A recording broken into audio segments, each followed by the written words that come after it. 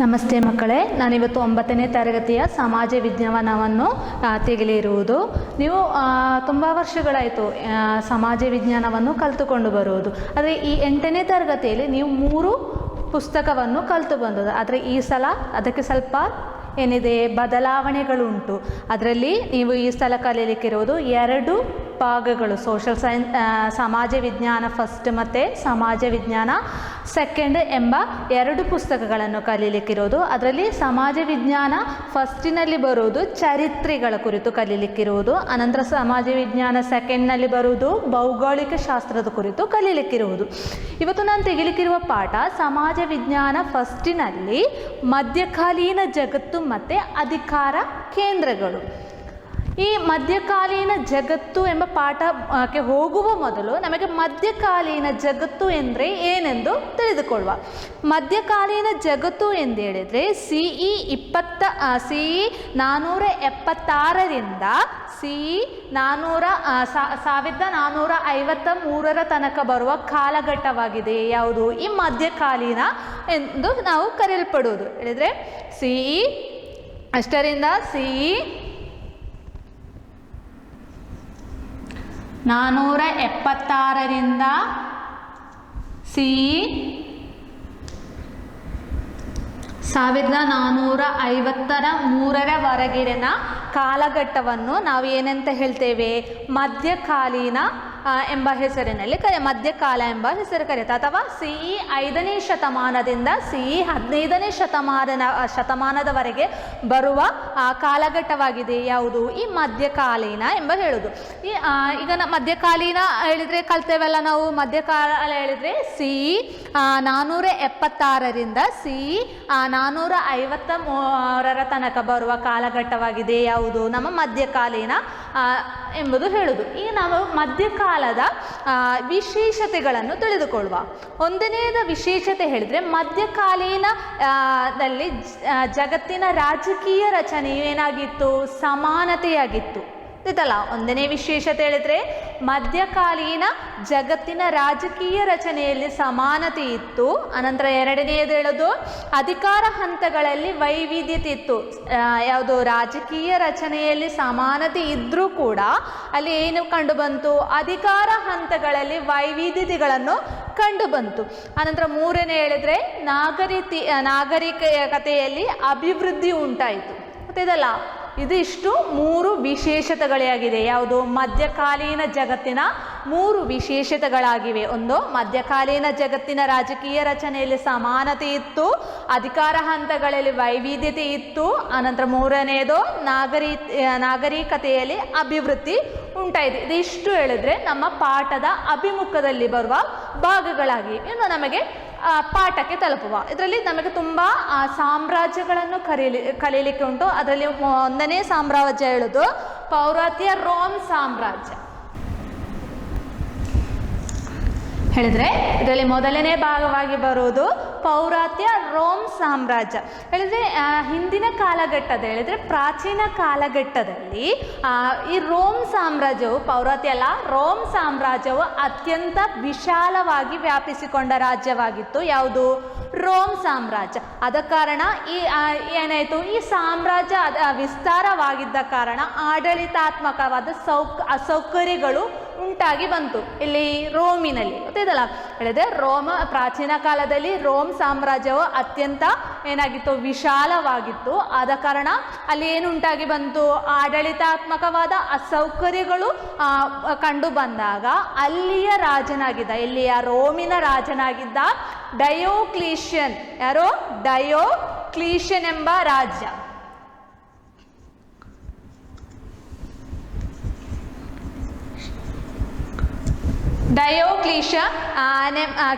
ಕ್ಲೀಷ್ಯ ಎಂಬ ರಾಜ ಚಕ್ರವರ್ತಿ ಏನು ಮಾಡಿದನು? ಈ ರೋಮ್ ಸಾಮ್ರಾಜ್ಯಗಳನ್ನು 2 ವಿಂಗಡಿಸಿದನು. ಯಾರು?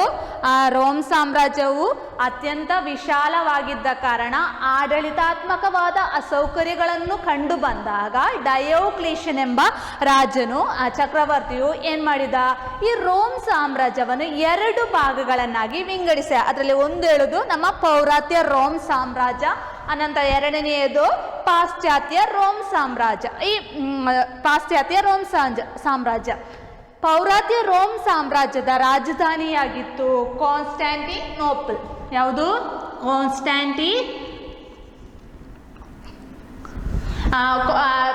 ಹೇಳಿದ್ರೆ ನಮ್ಮ ಪೌರಾತ್ಯ ರೋಮ್ ಸಾಮ್ರಾಜ್ಯದ ರಾಜಧಾನಿಯಾಗಿತ್ತು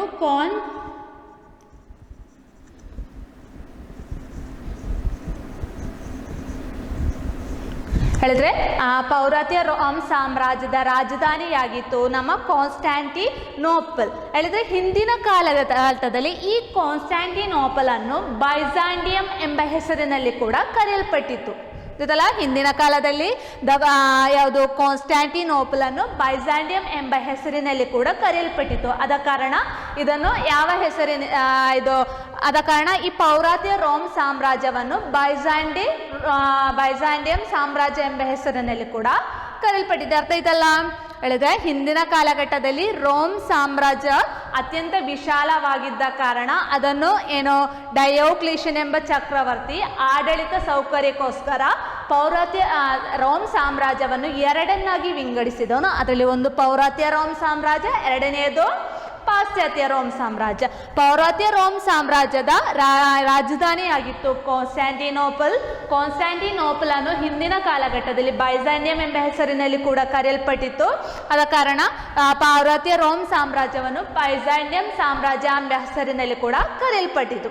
ಅದೇ ಹಿಂದಿನ ಕಾಲಘಟ್ಟದಲ್ಲಿ ವಿಲ್ ಡುರಂಟ್ ಎಂಬ ಪ್ರಸಿದ್ಧವಾದ ಲೇಖಕನಿದ್ದನು.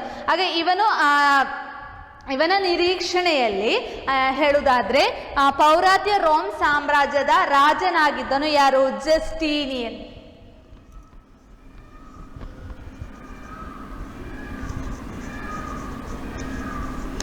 ಹೇಳಿದ್ರೆ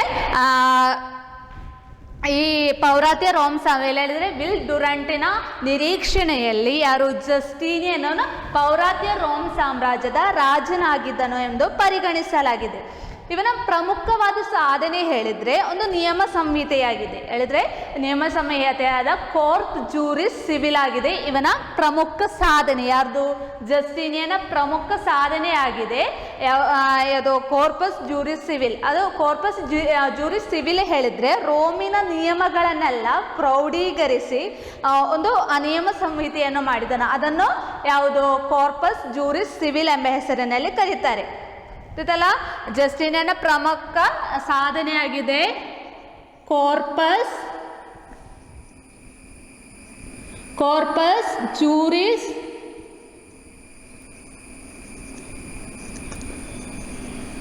ಸಿವಿಲ್. ಹೇಳಿದ್ರೆ ಜಸ್ಟೀನಿಯನ ಪ್ರಮುಖ ಸಾಧನೆಯಾಗಿದೆ ಕೋರ್ಪಸ್ ಜೂರಿಸ್ ಸಿವಿಲ್ ಎಂಬುದು. ಇದನ್ನ ಪ್ರಮುಖ ಹೇಳಿದ್ರೆ ರೋಮಿನ ನಿಯಮಗಳನ್ನೆಲ್ಲ ಕ್ರೌಢೀಕರಿಸಿ ಒಂದು ನಿಯಮ ಸಂಹಿತೆಯನ್ನು ಮಾಡಿದ. ಅದರ ಹೆಸರಾಗಿದೆ ಯಾವುದು? ಕೋರ್ಪಸ್ ಜೂರಿಸ್ ಸಿವಿಲ್ ಅಂತೇಳಿ. ಅರ್ಥ ಆಯ್ತಲ್ಲ? ಹೇಳಿದ್ರೆ ಪೌರಾತ್ಯ ರೋಮ್ ಸಾಮ್ರಾಜ್ಯದ ಪ್ರಮುಖ ರಾಜನಾಗಿದ್ದ ಯಾರು? ಜಸ್ಟೀನಿಯನ್. ಅವನ ಪ್ರಮುಖ ಸಾಧನೆಯಾಗಿದೆ ಕೋರ್ಪಸ್ ಜೂರಿಸ್ ಸಿವಿಲ್. ಕೋರ್ಪಸ್ ಜೂರಿಸ್ ಸಿವಿಲ್ ಹೇಳಿದ್ರೆ ರೋಮಿನ ನಿಯಮಗಳನ್ನೆಲ್ಲ ಕ್ರೌಢೀಕರಿಸಿ ಉಂಟು ಮಾಡಿದ ಒಂದು ನಿಯಮ ಸಂಹಿತೆಯಾಗಿದೆ. ಯಾವುದು? ಕೋರ್ಪಸ್ ಜೂರಿಸ್ ಸಿವಿಲ್ ಎಂಬುದು. ಹಾಗೆ ಈ ಕೋರ್ಪಸ್ ಜೂರಿಸ್ ಸಿವಿಲಿಗೆ 3 ಆಶಯಗಳುಂಟು. ಯಾವುದಕ್ಕೆ? ಇದರ 3 ಆಶಯಗಳುಂಟು. ಅದೊಂದು ಯುಕ್ತಿ, ನೀತಿ, ಅದಕ್ಕೆ 3 ಯಾವುದು? 3 ಆಶಯಗಳುಂಟು. ಯುಕ್ತಿ, ನೀತಿ, ಉದಾರತೆ ಎಂಬ 3 ಯಾವುದು ಆಶಯಗಳನ್ನು ಹೊಂದಿದ ಪುಸ್ತಕವಾಗಿದೆ. ಯಾವುದು? ಕೋರ್ಪಸ್ ಜೂರಿಸ್ ಸಿವಿಲ್ ಅಂತೇಳಿ. ಹೇಳಿದ್ರೆ ಜಸ್ಟೀನಿಯನ ಪ್ರಮುಖ ಸಾಧನೆಯಾಗಿದೆ ಯಾವುದು? ಕೋರ್ಪಸ್ ಜೂರಿಸ್ ಸಿವಿಲ್ ಅಂತ ಹೇಳುದು. ಈ ಕೋರ್ಪಸ್ ಜೂರಿಸ್ ಸಿವಿಲ್ 3 ಆಶಯಗಳನ್ನು ಹೊಂದಿದೆ: ಯುಕ್ತಿ, ನೀತಿ ಮತ್ತೆ ಉದಾರತೆ. ಈ ಕೋರ್ಪಸ್ ಜೂರಿಸ್ ಸಿವಿಲ್ ಅನ್ನು ಕೂಡ 3 ಭಾಗಗಳನ್ನಾಗಿ ವಿಂಗಡಿಸಿದೆ. ಯಾವುದು? ಇದನ್ನು ಯಾವುದು? ಕೋರ್ಪಸ್ ಜೂರಿಸ್ ಸಿವಿಲ್ ಅನ್ನು 3 ಭಾಗಗಳಾಗಿ ವಿಂಗಡಿಸಲಾಗಿದೆ. ಅದು ಒಂದು ಕೋಡ್ ಇದಲ್ಲ. ಕೋರ್ಪಸ್ ಜೂರಿಸ್ ಸಿವಿಲ್ ಅನ್ನು 3 ಭಾಗಗಳನ್ನಾಗಿ ವಿಂಗಡಿಸಲಾಗಿದೆ. ಒಂದು ಕೋಡ್, ಇನ್ನೊಂದು ಡೈಜೆಸ್ಟ್, ಇನ್ನೊಂದು ಇನ್ಸ್ಟಿಟ್ಯೂಟ್. ಇದಲ್ಲ ಯಾವುದಲ್ಲ? ಕೋಡ್, ಡೈಜೆಸ್ಟ್, ಡೈಜೆಸ್ಟ್ ಮತ್ತು ಇನ್ಸ್ಟಿಟ್ಯೂಷನ್.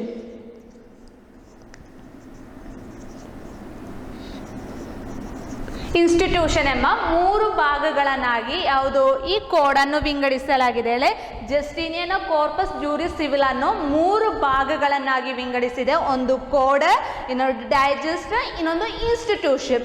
ಈ ಕೋಡ್ ಅಂತ ಹೇಳಿದ್ರೆ ರೋಮಿನಲ್ಲಿ ಅಸ್ತಿತ್ವದಲ್ಲಿದ್ದ ಕಾನೂನುಗಳನ್ನು ವ್ಯಾಖ್ಯಾನಿಸುವ ಒಂದು ಗ್ರಂಥವಾಗಿದೆ. ಹೇಳಿದ್ರೆ ಅಲ್ಲಿಯೇ ಇದ್ದ ನಿಯಮಗಳನ್ನು, ಹೇಳಿದ್ರೆ ಅಲ್ಲಿಯೇ ನೆಲ ನಿಂತಿರುವ ನಿಯಮಗಳನ್ನು ಆ ನಿಯಮಗಳನ್ನು ಇದು ವ್ಯಾಖ್ಯಾನಿಸಿರುವ ಒಂದು ಗ್ರಂಥವನ್ನು ನಾವೇನಂತ ಹೇಳ್ತೇವೆ, ಕೋಡ್ ಅಂತ ಹೇಳ್ತೇವೆ. ಅನಂತರ ಬರೋದು ಡೈಜೆಸ್ಟ್. ಡೈಜೆಸ್ಟ್ ಹೇಳಿದ್ರೆ ಕಾನೂನುಗಳ ಕುರಿತು ಕಾನೂನು ತಜ್ಞರು ಅಭಿಪ್ರಾಯಗಳನ್ನು ದಾಖಲಿಸಿರುವ ಪುಸ್ತಕವಾಗಿದೆ. ಯಾವುದು ಈ ಡೈಜೆಸ್ಟ್ ಅಂತ ಹೇಳೋದು.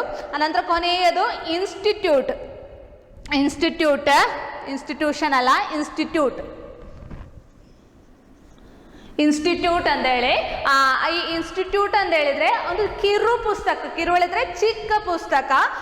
ಇದು ಹೇಳಿದ್ರೆ ಕಾನೂನನ್ನು ಕಲಿಯಲು ತಯಾರಿಸಿದ ಒಂದು ಕಿರು ಪುಸ್ತಕ ಅಥವಾ ಒಂದು ಚಿಕ್ಕ ಪುಸ್ತಕವನ್ನು ಏನಂತ ಹೇಳ್ತೇವೆ, ಇನ್ಸ್ಟಿಟ್ಯೂಟ್ ಎಂಬ ಹೆಸರಿನಲ್ಲಿ ಕರೀತೇವೆ.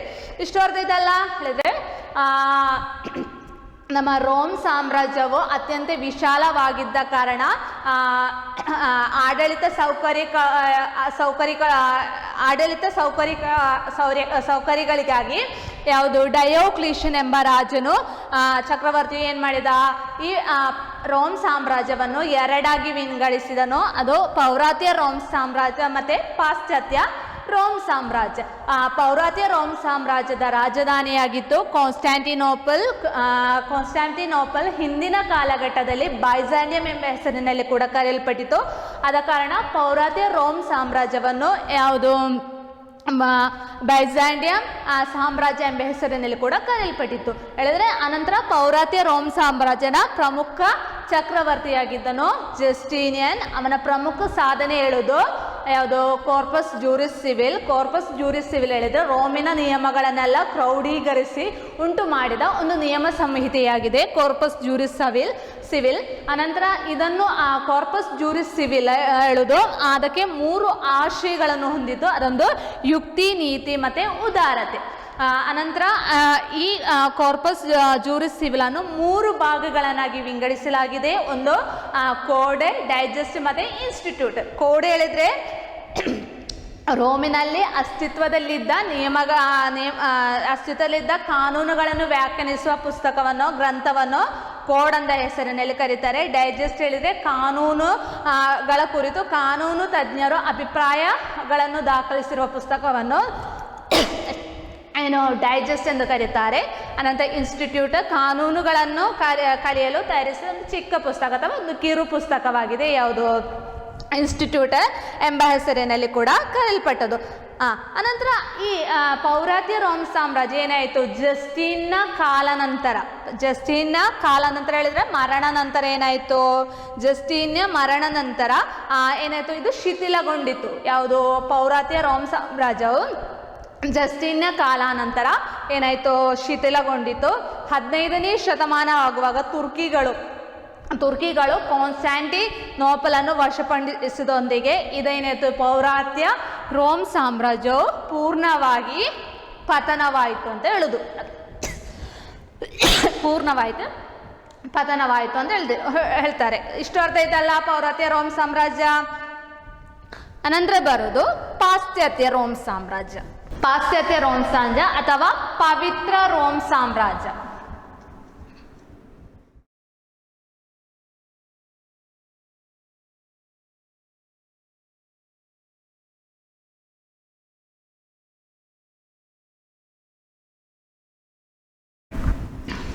ಪವಿತ್ರ ರೋಮ್ ಸಾಮ್ರಾಜ್ಯ ಅಥವಾ ಪಾಶ್ಚಾತ್ಯ ರೋಮ್ ಸಾಮ್ರಾಜ್ಯ. ನಾವು ಮೊದಲೇ ಹೇಳಿದೆವು, ರೋಮ್ ಸಾಮ್ರಾಜ್ಯವು ಅತ್ಯಂತ ವಿಶಾಲವಾಗಿದ್ದ ಕಾರಣ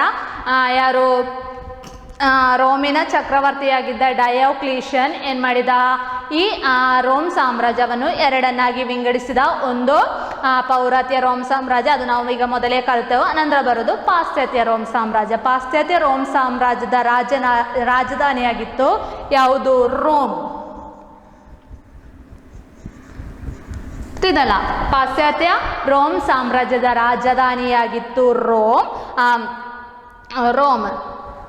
ಇಷ್ಟ ಅರ್ಥ ಐತಲ್ಲ ಎಲ್ಲರಿಗೆ. ಇನ್ನು ನೋಡುವ, ಈ ಪಾಶ್ಚಾತ್ಯ ರೋಮ್ ಸಾಮ್ರಾಜ್ಯ ಏನಾಯಿತು, ಇದು ಕೂಡ ಪತನವಾಯಿತು. ಹೇಗಾಗಿರ್ಬೋದು ಈ ಯಾವುದು ಈ ಪಾಶ್ಚಾತ್ಯ ರೋಮ್ ಸಾಮ್ರಾಜ್ಯ ಪತನವಾದದ್ದು ಹೇಳಿದ್ರೆ, ಈ ಸಾಮ್ರಾಜ್ಯ ಹೇಳಿದ್ರೆ ಯಾವುದು ಪಾಶ್ಚಾತ್ಯ ರೋಮ್ ಸಾಮ್ರಾಜ್ಯವು ವಿದೇಶಿಯರ ಆಕ್ರಮಣದಿಂದ, ಹೇಗೆ ವಿದೇಶಿಯರ ಆಕ್ರಮಣದಿಂದ ಇದು ಪತನವಾಯಿತು ಅಂತ ಹೇಳ್ತಾರೆ. ಗೊತ್ತಿದಲ್ಲ, ಯಾವುದು ಪಾಶ್ಚಾತ್ಯ ರೋಮ್ ಸಾಮ್ರಾಜ್ಯ ವಿದೇಶಿಗಳ ಆಕ್ರಮಣದಿಂದ ಪತನವಾಯಿತು. ಆಗ ರೋಮ್ ಸಾಮ್ರಾಜ್ಯದ ಭಾಗವಾಗಿದ್ದ ಪ್ರದೇಶಗಳನ್ನು ಅಲೆಮಾರಿಗಳು ಏನೋ ಆಕ್ರಮಿಸಿ ಅವರು ಅದನ್ನು ವಶ ಮಾಡಿಕೊಂಡರು. ಹೇಳಿದ್ರೆ ಈ ರೋಮಿನ ಸಾಮ್ರಾಜ್ಯದ ಭಾಗವಾಗಿದ್ದ ಕೆಲವೊಂದು ಪ್ರದೇಶಗಳನ್ನು ಅಲೆಮಾರಿಗಳು ಆಕ್ರಮಣ ಮಾಡಿ ಅವರ ಪ್ರದೇಶವನ್ನು ಅವರ ವಶವಾಗಿ ವಹಿಸಿಕೊಂಡರು ಅಂತ ಹೇಳಿದ್ದಾರೆ. ಅದರಲ್ಲಿ ಈ ಅಲೆಮಾರಿಗಳಲ್ಲಿ ಪ್ರಧಾನ ಒಂದು ವಂಶದವರಾಗಿದ್ರು ಯಾರು, ಈ ಫ್ರಾಂಕ್ಗಳು ಎಂಬ ಹೇಳೋರು. ಯಾರು ಅಲೆಮಾರಿಗಳ ಇದರಲ್ಲಿ ಪ್ರಮುಖವಾಗಿ ಬಂದ ಒಂದು ವಂಶದ ಜನರಾಗಿದ್ರು ಯಾರು, ಫ್ರಾಂಕ್ಗಳು. ಈ ಫ್ರಾಂಕಿಶ್ ಸಾಮ್ರಾಜ್ಯವನ್ನು ಸ್ಥಾಪಿಸಿದ ಯಾರು, ಫ್ರಾಂಕ್ಗಳಾಗಿದೆ. ಗೊತ್ತಿದಲ್ಲ, ಫ್ರಾಂಕಿಶ್ ಸಾಮ್ರಾಜ್ಯವನ್ನು ಸ್ಥಾಪಿಸಿದವರು ಫ್ರಾಂಕ್ಗಳಾಗಿದ್ರು. ಈ ಫ್ರಾಂಕ್ ಸಾಮ್ರಾಜ್ಯದಲ್ಲಿ ಅತಿ ಪ್ರಸಿದ್ಧನಾದ ಒಂದು ಚಕ್ರವರ್ತಿ ಇದ್ದ. ಅವನ ಹೆಸರು ಶಾಲಮೆನ್. ಎಂತ? ಶಾಲಮೆನ್.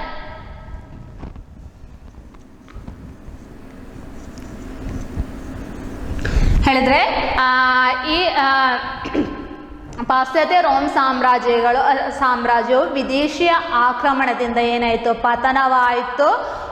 ಅನಂತರ ಯಾವುದು ರೋಮಿನ ಸಾಮ್ರಾಜ್ಯದ ಭಾಗವಾಗಿದ್ದ ಕೆಲವು ಪ್ರದೇಶಗಳನ್ನು ಅಲೆಮಾರಿಗಳು ಆಕ್ರಮಿಸಿ ತಮ್ಮ ವಹಿಸಿಕೊಂಡರು. ಅದರಲ್ಲಿ ಫ್ರಾಂಕ್ಗಳು, ಈ ಅಲೆಮಾರಿಗಳಲ್ಲಿ ಪ್ರಮುಖರಾದ ಒಬ್ಬರು ಫ್ರಾಂಕ್ಗಳಾಗಿದ್ದರು.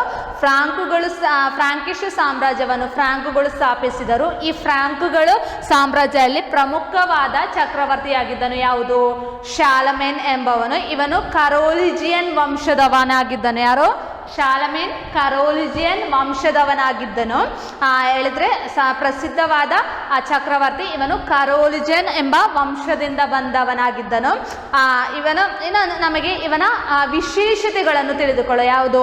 ನಮ್ಮ ಶಾಲಮೇನ್ನ ವಿಶೇಷತೆಗಳನ್ನು ತಿಳಿದುಕೊಳ್ಳುವ. ಆ ಶಾಲಮೇನ್ನ ಸಾಮ್ರಾಜ್ಯವು ಪೌರಾತ್ಯ ರೋಮ ಸಾಮ್ರಾಜ್ಯಕ್ಕಿಂತ ವಿಶಾಲವಾಗಿತ್ತು. ಯಾವುದು? ಶಾಲಮೇನ್ನ ಯಾವುದು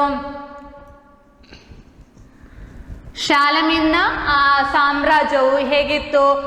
ನಮ್ಮ ರೋಮ್ ಸಾಮ್ರಾಜ್ಯಕ್ಕಿಂತಲೂ ಪೌರಾತ್ಯ ರೋಮ್ ಸಾಮ್ರಾಜ್ಯಕ್ಕಿಂತಲೂ ವಿಶಾಲವಾಗಿತ್ತು ಅಂತ. ಅನಂತರ ಕ್ಯಾಥೋಲಿಕ್ ಮತನೇತರಾದ ಪೋಪ್ ಲಿಯೋ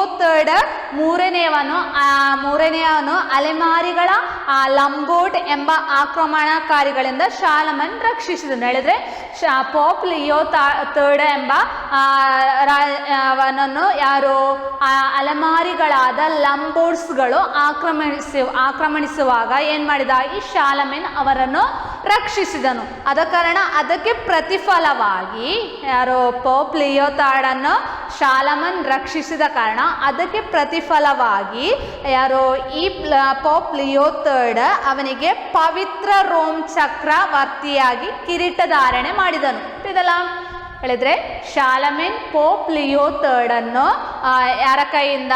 ಅಲೆಮಾರಿಗಳಾದ ಲಂಬೋಟ್ಸರ ಕೈಗಳಿಂದ ಏನ್ ಮಾಡಿದರು? ಲಂಬೋಟ್ಸ್ಗಳ ಕೈಯಿಂದ ಅವನನ್ನು ರಕ್ಷಿಸಿದನು.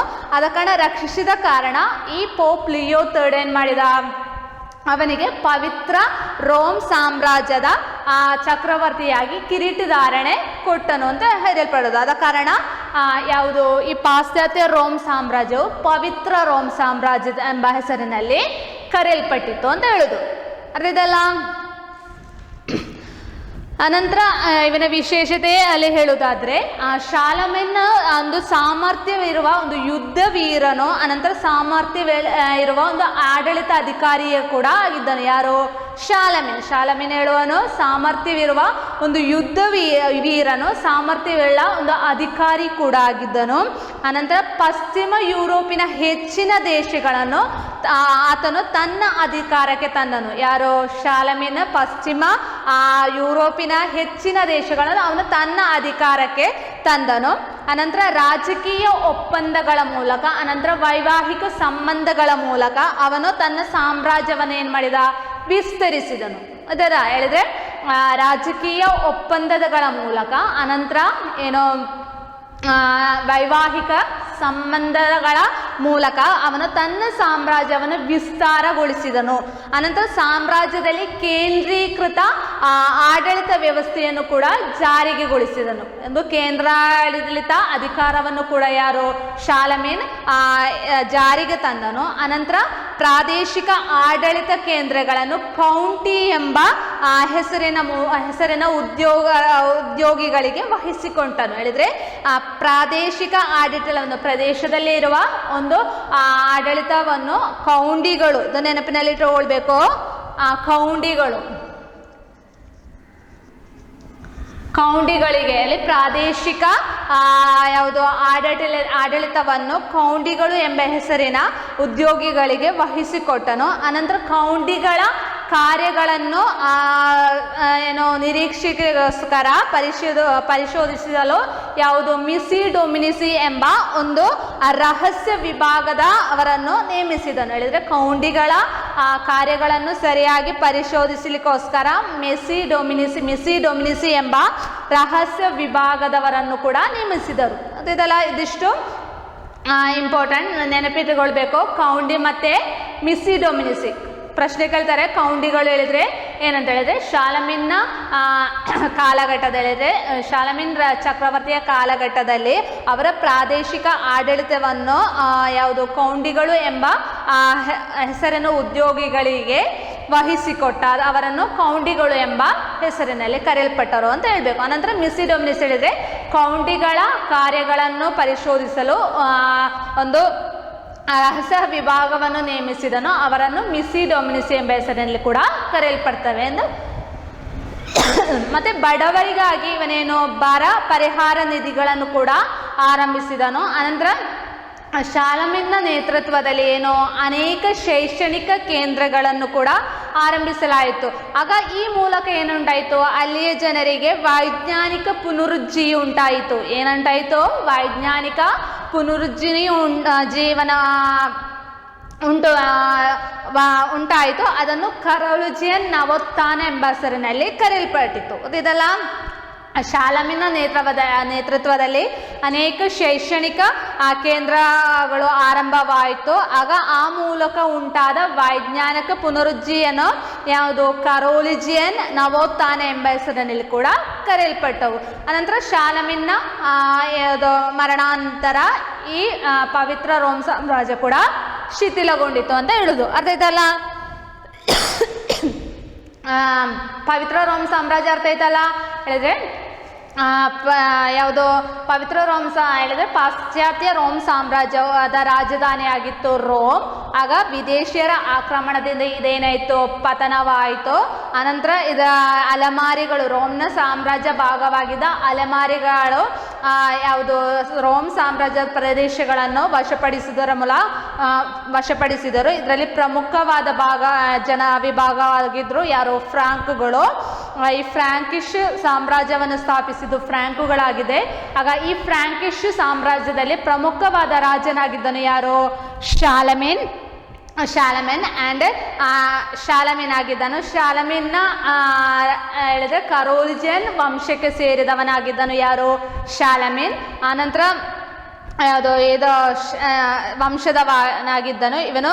ಶಾಲಮಿನ್ ಸಾಮ್ರಾಜ್ಯ ಏನಾಗಿತ್ತು? ಪೌರಾತ್ಯ ರೋಮ್ ಸಾಮ್ರಾಜ್ಯಕ್ಕಿಂತ ವಿಶಾಲವಾಗಿತ್ತು. ಆಗ ಕ್ಯಾಥಲಿಕ್ ಮತನೇತರರಾದ ಪೋಪ್ ಲಿಯೋ ಥರ್ಡ್ ಅನ್ನು ಲಂಬೋರ್ಡ್ಸರ ಕೈಯಿಂದ ರಕ್ಷಿಸುವುದರ ಮೂಲಕ ಏನ್ ಮಾಡಿದ?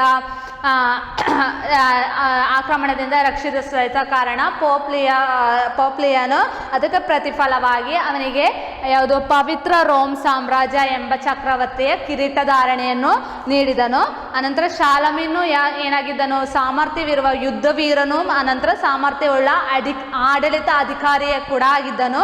ಅನಂತರ ಪಶ್ಚಿಮ ಯುರೋಪಿನ ಹೆಚ್ಚಿನ ದೇಶಗಳು ಆತನು ತನ್ನ ಅಧೀನದಲ್ಲಿ ಇಟ್ಟುಕೊಂಡನು. ಅನಂತರ ರಾಜಕೀಯ ಒಪ್ಪಂದಗಳ ಮೂಲಕ ಹಾಗೂ ವೈವಾಹಿಕ ಸಂಬಂಧಗಳ ಮೂಲಕ ಅವನು ತನ್ನ ಸಾಮ್ರಾಜ್ಯವನ್ನು ಏನು ಮಾಡಿದ, ವಿಸ್ತಾರಗೊಳಿಸಿದನು. ಅನಂತರ ಸಾಮ್ರಾಜ್ಯದಲ್ಲಿ ಕೇಂದ್ರೀಕೃತ ಆಡಳಿತ ವ್ಯವಸ್ಥೆಯನ್ನು ಜಾರಿಗೆ ತಂದನು. ಅನಂತರ ಪ್ರಾದೇಶಿಕ ಆಡಳಿತವನ್ನು ಕೌಂಡಿ ಹೇಳುವ ಎಂಬ ಹೆಸರಿನ ಉದ್ಯೋಗಿಗಳಿಗೆ ವಹಿಸಿಕೊಟ್ಟನು. ಕೌಂಡಿಗಳನ್ನು ಕಾರ್ಯಗಳನ್ನು ನೋಡಲಿಕ್ಕೋಸ್ಕರ ಪರಿಶೋಧಿಸಲು ಮೆಸಿ ಡೊಮಿನಿಸಿ ಎಂಬ ರಹಸ್ಯ ವಿಭಾಗವನ್ನು ನೇಮಿಸಿದನು. ಅನಂತರ ಬಡವರಿಗಾಗಿ ಏನು ಮಾಡಿದ, ಬರ ಪರಿಹಾರ ನಿಧಿಗಳನ್ನು ಕೂಡ ಏನು ಮಾಡಿದ, ಆರಂಭಿಸಿದನು. ಅನಂತರ ಶಾಲಮಿನ್ನ ನೇತೃತ್ವದಲ್ಲಿ ಅನೇಕ ಶೈಕ್ಷಣಿಕ ಕೇಂದ್ರಗಳು ಆರಂಭವಾಯಿತು. ಆ ಮೂಲಕ ಉಂಟಾಗದ ವೈಜ್ಞಾನಿಕ ಪುನರುಜ್ಜೀಯನ್ನು ಕರೋಲ್ಜಿನ್ ಯಾವುದು ನವೋತ್ಥಾನ ಎಂಬ ಹೆಸರಿನಲ್ಲಿ ಕರೆಯಲ್ಪಟ್ಟಿತು. ಅನಂತರ ಏನಾಯಿತು, ಇವನ ಶಾಲಮಿನ್ನ ಮರಣಾಂತರ ಈ ಸಾಮ್ರಾಜ್ಯ ಯಾವುದು ಪವಿತ್ರ ರಾಮ ಸಾಮ್ರಾಜ್ಯಕ್ಕೆ ಏನುಂಟಾಯಿತು, ಅದು ಕೂಡ ಶಿಥಿಲಗೊಂಡಿತು ಅಂತ ಹೇಳಿದು. ಅದೇದಲ್ಲ. ನಂತರ ಬರೋದು ಅರೇಬಿಯಾ ಸಾಮ್ರಾಜ್ಯ. ಅನಂತರ ಬರೋದು ಅರೇಬಿಯಾ ಸಾಮ್ರಾಜ್ಯ. ಅರೇಬಿಯಾ ಸಾಮ್ರಾಜ್ಯವು ಹೇಳೋದು ಇರಾನ್, ಇರಾಕ್, ಸೌದಿ ಅರೇಬಿಯಾ ಮುಂತಾದ ದೇಶಗಳನ್ನೊಳಗೊಂಡ ಒಂದು ಪ್ರದೇಶವಾಗಿದೆ. ಯಾವುದು ಅರೇಬಿಯಾ ಸಾಮ್ರಾಜ್ಯ. ಅರೇಬಿಯಾ ಸಾಮ್ರಾಜ್ಯದವರು ಮಧ್ಯಕಾಲೀನ ಜಗತ್ತಿಗೆ ಅನೇಕ ಕೊಡುಗೆಗಳನ್ನು ಕೊಟ್ಟ ಒಂದು ಜನ ವಿಭಾಗದವರಾಗಿದೆ. ಇದಲ್ಲ ಅಲ್ಲೇ ಅರೇಬಿಯವರು ಹೇಳಿದರೆ ಅವರು ಏನು ಮಾಡಿದ್ದು, ಅವರು ಹೇಳಿದ್ರೆ ಮಧ್ಯಕಾಲೀನ ಜಗತ್ತಿಗೆ ತುಂಬ ಕೊಡುಗೆಗಳನ್ನು ಕೊಟ್ಟ ಒಂದು ಜನ ವಿಭಾಗವಾಗಿದೆ. ಅನಂತರ ರಾಜಕೀಯ ಕ್ಷೇತ್ರದಲ್ಲಿ ಕೂಡ ಇವರು ತುಂಬ ಏನು ಮಾಡಿದ್ದಾರೆ, ಕೊಡುಗೆಗಳನ್ನು ಕೊಟ್ಟಿದ್ದಾರೆ. ಯಾರು, ಈ ಅರೇಬಿಯರು. ಹೇಳಿದ್ರೆ ಇಸ್ಲಾಂ ಮತ ಪ್ರವಾದಿ ಮೊಹಮ್ಮದ್ ಅರಬ್ ರಾಷ್ಟ್ರದ ಒಂದು ಪ್ರಮುಖ ಮುಖ್ಯಸ್ಥನಾಗಿದ್ದನು. ಯಾರು, ಮೊಹಮ್ಮದ್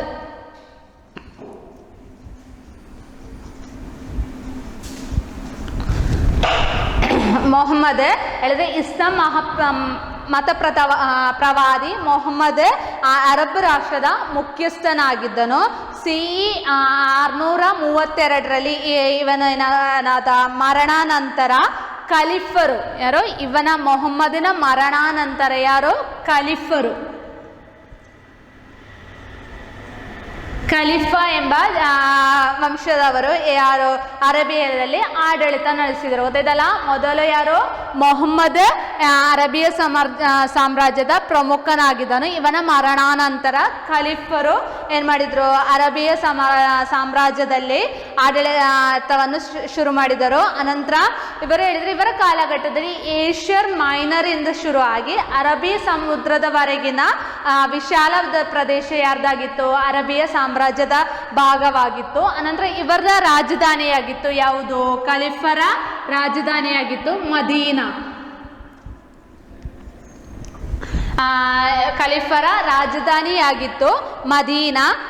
ಅನಂತರ ಈ ಖಲೀಫರ ಕಾಲ ಕಳೆದ ನಂತರ ಯಾರು, ಖಲೀಫರ ಕಾಲ ಕಳೆದ ನಂತರ ಉಮವ್ಯ ವಂಶದವರು ಏನು ಮಾಡಿದ್ರು,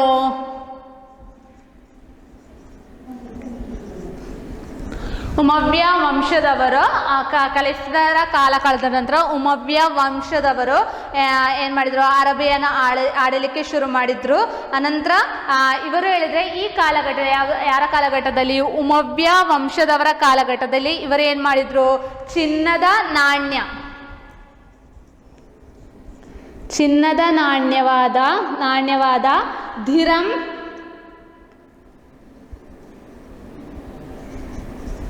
ಚಿನ್ನದ ನಾಣ್ಯವಾದ ದಿರಮಲ್ಲ ದಿನಾರ್, ಚಿನ್ನದ ನಾಣ್ಯವಾದ ದಿನಾರ್, ಚಿನ್ನದ ನಾಣ್ಯವಾದ ದಿನಾರ್ ಮತ್ತೆ ಬೆಳ್ಳಿಯ ನಾಣ್ಯವಾದ ದಿರಂ ದಿರಂ ಎಂಬ ಯಾರು ಜಾರಿಗೆ ತಂದರು? ಯಾರು?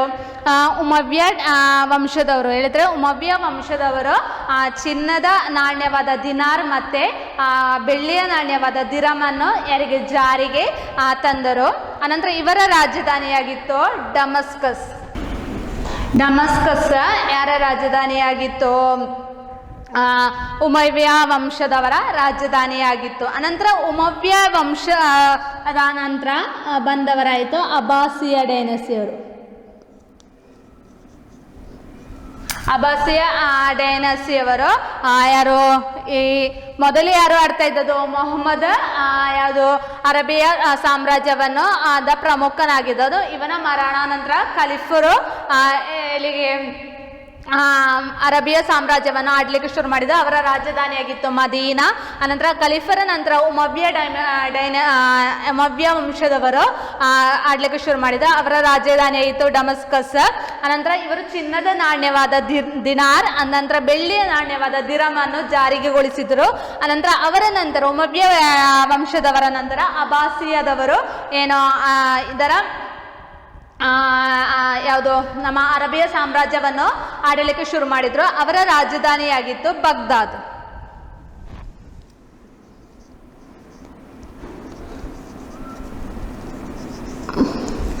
ಬಾಗ್ದಾದ್ ಅವರ ರಾಜಧಾನಿಯಾಗಿತ್ತು. ಯಾರ್ದು? ಅಬ್ಬಾಸಿಯ ವಂಶದವರ ರಾಜಧಾನಿಯಾಗಿತ್ತು ಬಾಗ್ದಾದ್. ಈ ಅಬ್ಬಾಸಿಯ ವಂಶದವರಲ್ಲಿ ಪ್ರಮುಖವಾದ ಆಡಳಿತ ಅಧಿಕಾರಿಯಾಗಿದ್ದನು ಹಾರುನ್ ಅಲ್ ರಶೀದ್. ಯಾರೋ? ಹಾರುನ್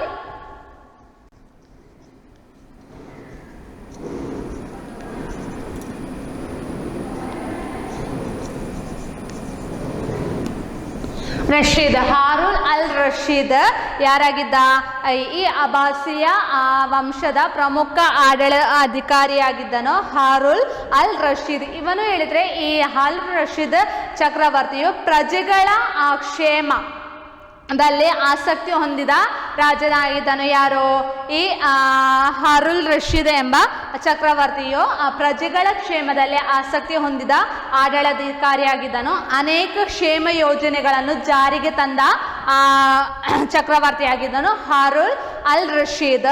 ಅನಂತರ ಇವನ ಕಾಲದಲ್ಲಿ ಏನಾಯಿತು? ಅರಬಿಯರಲ್ಲಿ ಮೊದಲ ಬಾರಿಗೆ ಆಸ್ಪತ್ರೆಗಳನ್ನು ಸ್ಥಾಪಿಸಲಾಯಿತು. ಅನಂತರ ನ್ಯಾಯ, ನೀತಿ, ಆಡಳಿತ ಇತ್ಯಾದಿಗಳು ಇಸ್ಲಾಂ ಮತದ ವಿಶ್ವಾಸಿಗಳಿಗೆ ಅನುಗುಣವಾಗಿತ್ತು. ಹಾಗೂ ಕಠಿಣವಾದ ಕಾನೂನು ಆಡಳಿತ ಜಾರಿಗೆ ಕೂಡ ಅಲ್ಲಿ ಹೇಳಿದ್ರೆ ನಿಯಮಗಳನ್ನು ತಪ್ಪಿಸವರಿಗೆ ಅದದಾಯ ಶಿಕ್ಷೆಗಳನ್ನು ಕೂಡ ಅವರು ಕೊಡ್ತಾ ಇದ್ರು. ನಿಯಮಗಳನ್ನು ಯಾವುದು ತಪ್ಪಿಸಿ ನಡೆದವರಿಗೆ ಅದದಾಯ ಶಿಕ್ಷೆಗಳನ್ನು ಕೂಡ ಅವರು ಕೊಡ್ತಾ ಇದ್ರು. ಹೇಳಿದ್ರೆ ಸಾಮ್ರಾಜ್ಯದ ಯಾವ ಭಾಗದಲ್ಲಿ ಕೂಡ ಜನರಿಗೆ ನಿರ್ಭಯವಾಗಿ ಸಂಚರಿಸಲು ಸಾಧ್ಯವಾಗ್ತಿತ್ತು. ಹೇಳಿದ್ರೆ ಯಾರ ಕಾಲಘಟ್ಟದಲ್ಲಿ? ಹಾರುನ್ ಅಲ್ ರಶೀದಿನ ಕಾಲಘಟ್ಟದಲ್ಲಿ. ಅನಂತರ ಪವಿತ್ರ ರೋಮ್ ಸಾಮ್ರಾಜ್ಯದ ಅದೊಂದಿಗೆ ಸ್ನೇಹ ಸಂಬಂಧ ಕೂಡ ಯಾರಿಗಿತ್ತು? ಹಾರುನ್ ಅಲ್ ರಶೀದನಿಗೆ ಇತ್ತು ಅಂತ ಹೇಳ್ತಾರೆ. ಇದಿಷ್ಟು ಅರಬಿಯ ಸಾಮ್ರಾಜ್ಯದ ವಿಶೇಷತೆ. ಹೇಳಿದ್ರೆ ಅರಬಿಯ ಸಾಮ್ರಾಜ್ಯವನ್ನು ಮೊದಲು ಯಾರು? ಮೊಹಮ್ಮದ್ ಅವರ ಇದರಲ್ಲಿತ್ತು, ಪ್ರಾಧಾನ್ಯತೆ ಇತ್ತು. ಅನಂತರ ಅವರ ಕಾಲಾನಂತರ ಖಲೀಫರು ಯಾವುದು ಅರೇಬಿಯಾ ಸಾಮ್ರಾಜ್ಯವನ್ನು ಆಡುತ್ತಾ ಇದ್ರು. ಅವರ ರಾಜಧಾನಿ ಮದೀನಾವಾಗಿತ್ತು. ಅನಂತರ ಅವರ ಕಾಲಾನಂತರ ಉಮವ್ಯ ವಂಶದವರು ಯಾರು ಅರೇಬಿಯಾ ಸಾಮ್ರಾಜ್ಯವನ್ನು ಆಳಲು ಶುರು ಮಾಡಿದ. ಅವರ ರಾಜಧಾನಿಯಾಗಿತ್ತು ಡಮಸ್ಕಸ್. ಅನಂತರ ಅವರು ಚಿನ್ನದ ನಾಣ್ಯವಾದ ದಿರಂ, ಅನಂತರ ಬೆಳ್ಳಿಯ ನಾಣ್ಯವಾದ ದಿರಮನ್ನು ಜಾರಿಗೆ ತಂದರು. ಅನಂತರ ಅಬ್ಬಾಸಿಯ ಉಮವ್ಯದ ಕಾಲಾನಂತರ ಅಬ್ಬಾಸಿಯದವರು ಏನು ಮಾಡಿದರು? ಅರೇಬಿಯಾ ಸಾಮ್ರಾಜ್ಯವನ್ನು ಆಳಲಿಕ್ಕೆ ಶುರು ಮಾಡಿದ. ಅವರ ರಾಜಧಾನಿಯಾಗಿತ್ತು ಬಗ್ದಾದ್.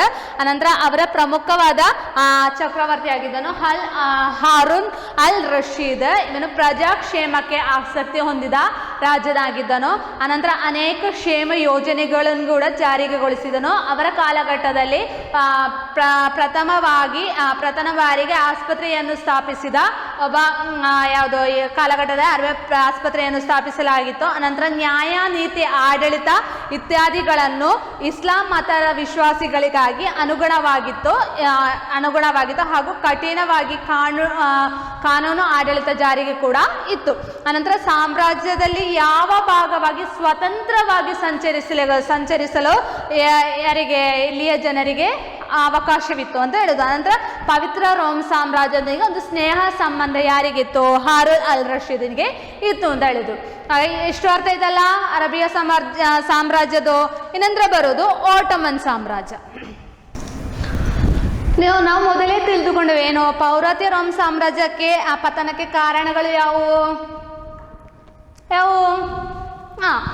ಹೇಳಿದ್ರೆ ಪೌರಾತ್ಯ ರೋಮ್ ಸಾಮ್ರಾಜ್ಯಕ್ಕೆ ಪತನಕ್ಕೆ ಕಾರಣವಾದದ್ದು ತುರ್ಕಿಯ ಆಕ್ರಮಣವಾಗಿತ್ತು. 15ನೇ ಶತಮಾನದಲ್ಲಿ ತುರ್ಕಿಯ ಆಕ್ರಮಣದೊಂದಿಗೆ ಏನಾಯಿತು, ಪೌರಾತ್ಯ ರೋಮ್ ಸಾಮ್ರಾಜ್ಯವು ಪತನವಾಯಿತು ಅಂತ ಹೇಳುವುದು. ಹಾಗೆ ಈ 1453 ತುರ್ಕಿಯ ನೇತ್ರನಾಗಿದ್ದ ಎರಡನೇ ಮೊಹಮ್ಮದ್ ಏನ್ ಮಾಡಿದ, ಕಾನ್ಸ್ಟಾಂಟಿನೋಪಲ್ ಅನ್ನು ವಶಪಡಿಸುವುದೊಂದಿಗೆ ಈ ಆಟೋಮನ್ ಸಾಮ್ರಾಜ್ಯವಾಯಿತು ತುಂಬಾ ಪ್ರಬಲವಾಗಿ ಬಂತು ಅಂತ ಹೇಳಿದ್ರೆ ತುರ್ಕಿಯ ಯಾವುದೋ ನೇತ್ರನಾಗಿದ್ದ ಎರಡನೇ ಮೊಹಮ್ಮದ್ ಯಾವುದನ್ನು ಕಾನ್ಸ್ಟಾಂಟಿನೋಪಲ್ ಅನ್ನು ವಶಪಡಿಸುವುದೊಂದಿಗೆ ಆಟೋಮನ್ ಸಾಮ್ರಾಜ್ಯಕ್ಕೆ ಏನಾಯಿತು, ಅದು ತುಂಬಾ ಪ್ರಬಲವಾಗಿ ಬೆಳೆದು ಬಂತು ಅಂತ ಹೇಳಿದ್ರೆ ಆ ಪೌರಾತ್ಯ ರೋಮ ಸಾಮ್ರಾಜ್ಯದ ಭಾಗವಾಗಿದ್ದ ಹಲವು ಪ್ರದೇಶಗಳು ಏನಾಯಿತು, ಈ ಆಟೋಮನ್ ಸಾಮ್ರಾಜ್ಯದ ಭಾಗಗಳಾಗಿ ಹೋದವು ಅಂತ ಹೇಳುದು. ಆದರೆ ಈ ಆಟೋಮನ್ ಸಾಮ್ರಾಜ್ಯದಲ್ಲಿ ಸುಲೈಮಾನ್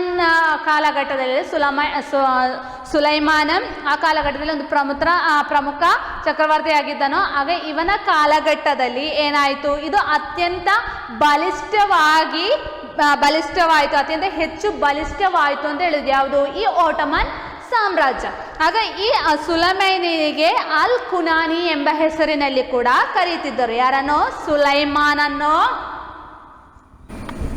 ಅಲ್ ಕುನಾನಿ ಎಂಬ ಹೆಸರಿನಲ್ಲಿ ಕೂಡ ಸುಲೈಮಾನನ್ನು ಕರೆಯುತ್ತಿದ್ರು ಅಂತ ಹೇಳಿ. ಅಲ್ ಕುನಾನಿ ಹೇಳಿದ್ರೆ ನಿಯಮದಾತ ಎಂಬ ಹೆಸರಿನಲ್ಲಿ ಕೂಡ ಕರೆಯುತ್ತಿದ್ದನು. ಈಗ ನಾವು ಮೊದಲೇ ಕಲ್ತಿದ್ದೇವೆ ಯಾವುದು, ಪೌರಾತ್ಯ ರೋಮ್ ಸಾಮ್ರಾಜ್ಯದಲ್ಲಿ ಜಸ್ಟಿನಿಯನ್ ಏನ್ ಮಾಡಿದವನು, ರೋಮಿನ ಎಲ್ಲಾ ನಿಯಮಗಳನ್ನು ಕ್ರೌಢೀಕರಿಸಿ ಒಂದು ನಿಯಮ ಸಂಹಿತೆಯನ್ನು ಮಾಡಿದವನು. ಅದರ ಹಾಗೆ ಇವನೇನ್ ಮಾಡಿದ, ಸುಲೈಮಾನ್ ಏನ್ ಮಾಡಿದ, ಆಟೋಮನ್ ಸಾಮ್ರಾಜ್ಯದ ಕಾನೂನುಗಳನ್ನು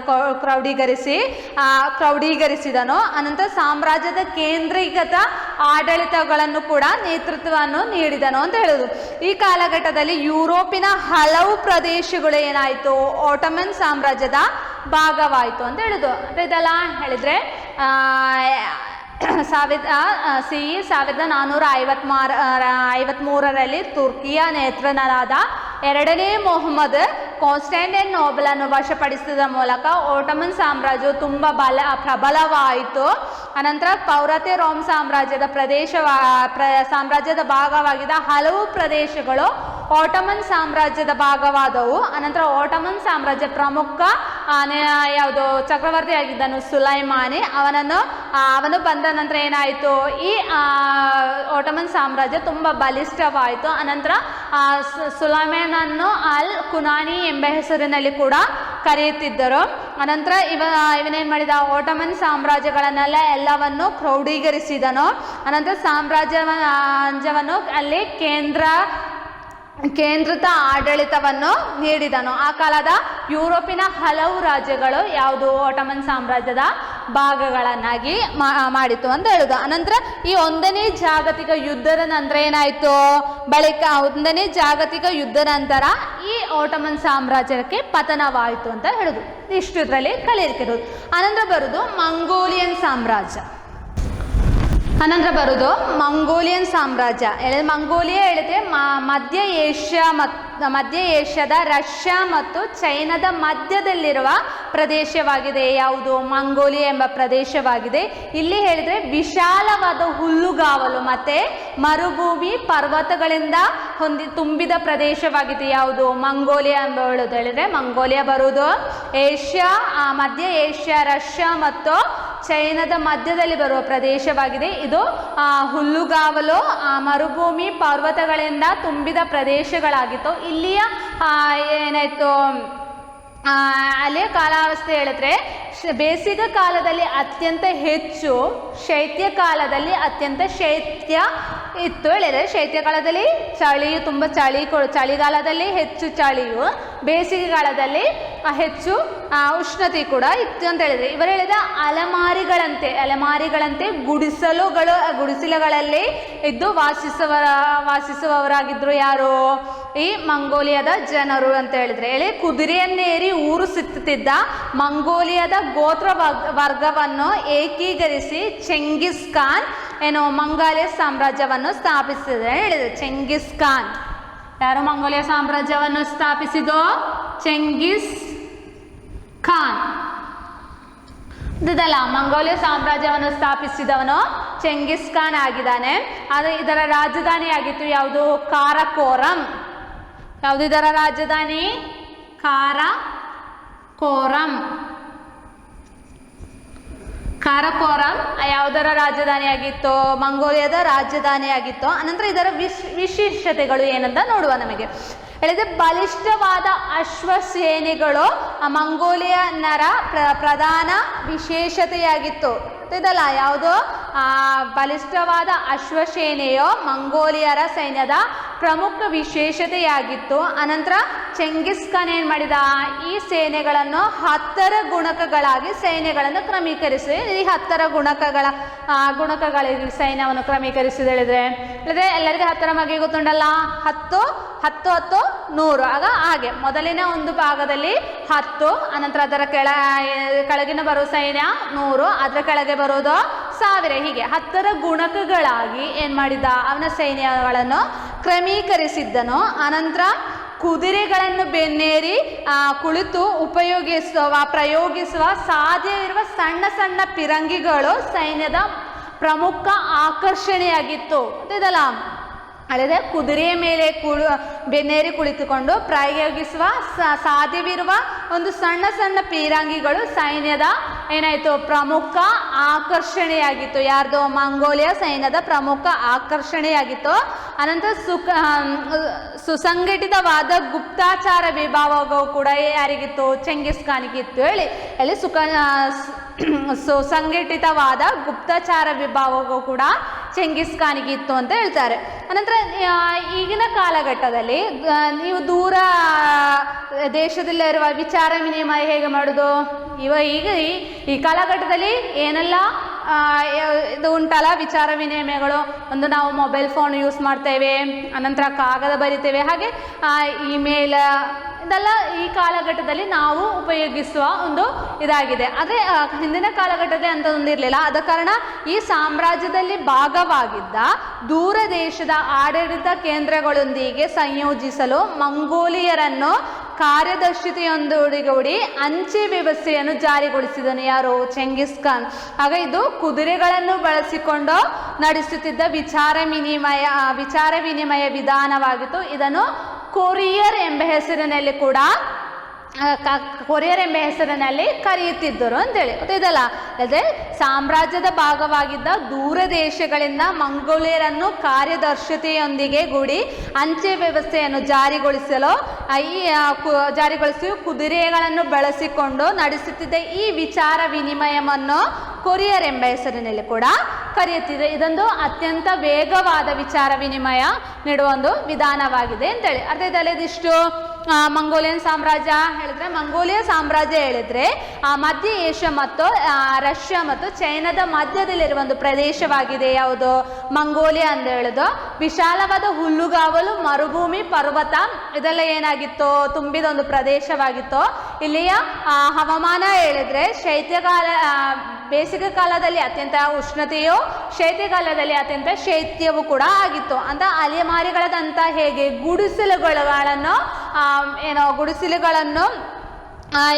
ಇವರು ವಾಸಿಸ್ತಾ ಇದ್ರು. ಮತ್ತು ಕುದುರೆಗಳೊಂದಿಗೆ ಊರು ಸುತ್ತಿ ನಡೆಸುತ್ತಿದ್ದ ಮಂಗೋಲಿಯಾ ಗೋತ್ರಗಳನ್ನು ಏಕೀಕರಿಸಿ ಯಾರು? ಚೆಂಗಿಸ್ ಖಾನ್ ಯಾವುದು? ಮಂಗೋಲಿಯಾ ಸಾಮ್ರಾಜ್ಯವನ್ನು ಸ್ಥಾಪಿಸಿದನು.